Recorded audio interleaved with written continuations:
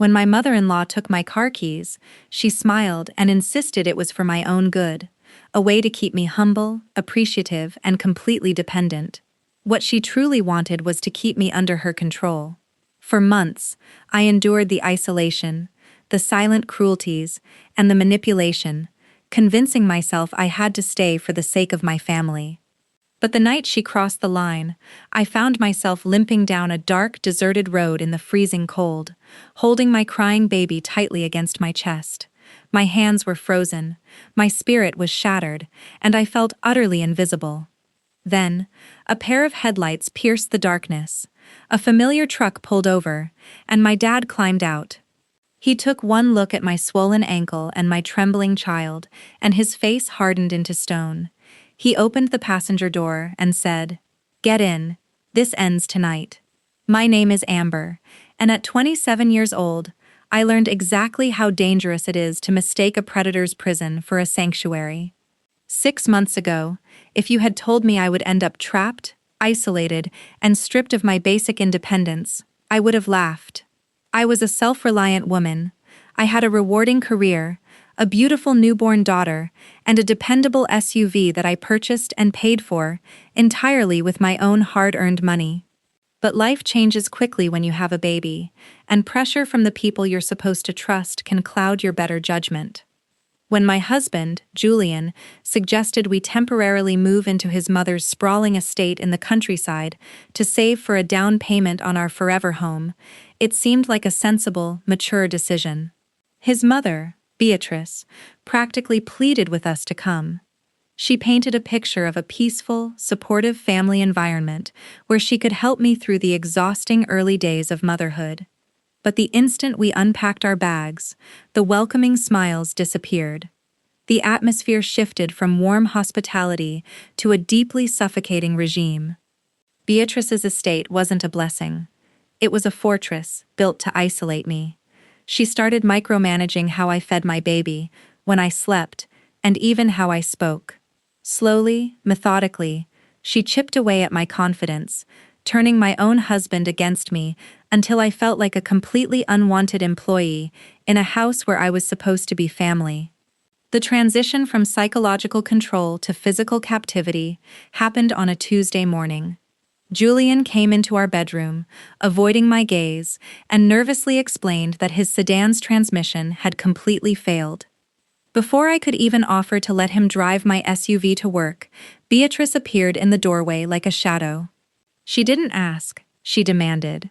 With a cold, tight smile, she informed me that since Julian was the primary breadwinner, he would be taking my keys from that day forward. When I protested, reminding her that my car was my personal property, Beatrice's voice turned icy.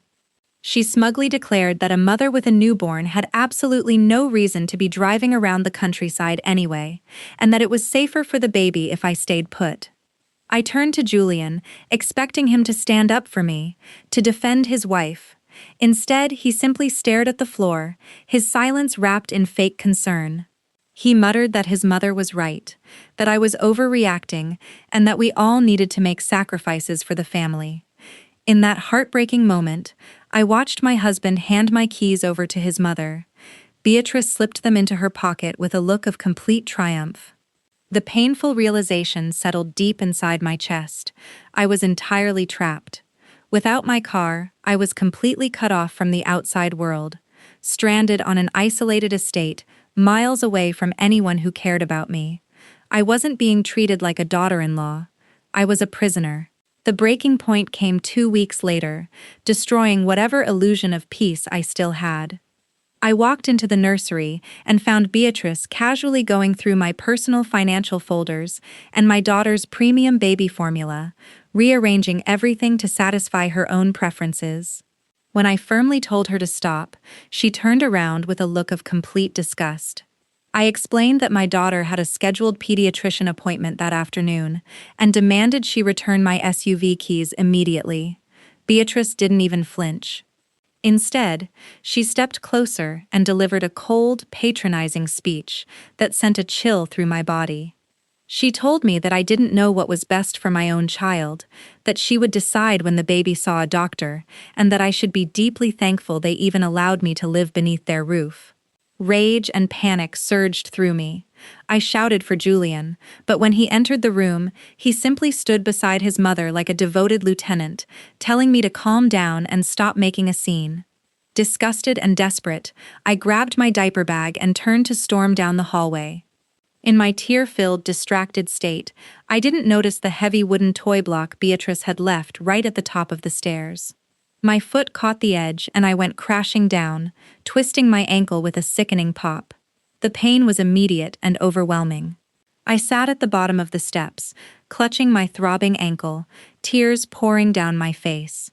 Instead of rushing to help me or calling an ambulance, Julian and Beatrice simply stood at the top of the stairs, looking down at me with cold indifference. Beatrice sighed, muttered that I was being dramatic, and they both walked away, leaving me to suffer through my injury alone in the dark hallway. The unbearable pain in my ankle was nothing compared to the chilling horror of realizing my husband had completely abandoned me to his mother's cruelty. I knew then that if I stayed in that house another night, they would completely destroy whatever was left of my spirit. Driven by pure maternal instinct, I waited until the house fell completely silent. Moving with painful slowness, I packed a small diaper bag, carefully lifted my trembling baby into my arms, and slipped out into the freezing night air. The moment I stepped beyond the estate gates, the brutal reality of my situation struck me. I was completely on foot, miles from the nearest town with no working phone because Beatrice had blocked my service. Every single step down that pitch-black country road was unbearable physical pain. My twisted ankle throbbed relentlessly, sending sharp jolts up my leg each time my foot touched the gravel. The wind howled around us, and I pulled my coat tighter around my daughter, pressing her face against my chest to protect her from the bitter cold. My hands became completely numb, my tears froze on my cheeks, and an overwhelming sense of despair threatened to consume me. I was limping through the darkness, utterly isolated and shattered, looking exactly like a ghost haunted by the family who was supposed to love her. I had never felt so completely invisible or powerless in my entire life. Praying for a miracle on an empty road. I had been limping through the pitch-black darkness for what felt like hours, when a pair of bright headlights suddenly sliced through the gloom behind me. I froze, my heart jumping into my throat as panic rushed through my body. Part of me feared it was Julian and Beatrice coming to drag me back to my prison, or worse, to take my baby away from me forever. The vehicle slowed noticeably as it approached, the engine rumbling with a deeply familiar sound. The heavy tires crunched across the loose gravel, and a massive pickup truck pulled safely onto the shoulder just a few feet ahead of us. The driver's side door swung open, and the cabin light revealed a face I never expected to see on that deserted road. It was my dad, Richard. He had been desperately trying to reach me for days, completely unaware that Beatrice had been monitoring and blocking my phone calls to keep me isolated. He stepped out into the freezing night air, and the instant he saw me limping through the dirt, shivering uncontrollably, and holding his granddaughter tightly against my chest, his entire posture changed. His face hardened into pure, unyielding stone. He rushed over, gently examining my swollen ankle, and wrapped his warm jacket around my baby. He didn't ask a flood of frantic questions. Instead, a terrifying, razor-sharp calm settled over him. He opened the passenger door, helped me inside, and said with complete certainty, "Get in. This ends tonight." Instead of turning toward the safety of his own home, Richard shifted the truck into drive and sped straight back toward Beatrice's estate. The tires screeched as we raced up the circular driveway, the headlights cutting through the darkness and lighting up the front of the house. Richard didn't knock. He pushed the heavy front door open with an undeniable, commanding presence that shattered the silence of the home. Julian and Beatrice were sitting in the living room, sipping tea, as though they hadn't just abandoned me on a deserted road. They jumped to their feet in shock, and Beatrice immediately tried to hide behind her usual legal threats and arrogance, shouting that he was trespassing and had no right to be there. Julian stood beside her, stumbling over his words about family matters and demanding that my dad leave. But Richard didn't retreat a single step. He moved forward, and a cold smile crossed his lips as he revealed a crushing truth they never expected. Before my dad retired, he was a highly respected commercial contractor. The previous year, Beatrice had hired his company for extensive luxury renovations on her estate, and she had never paid the final invoices. Richard pulled a legal document from his breast pocket and dropped it onto the table. He didn't merely have a claim. He held the primary commercial lien against Beatrice's heavily leveraged estate because of those enormous unpaid renovation debts.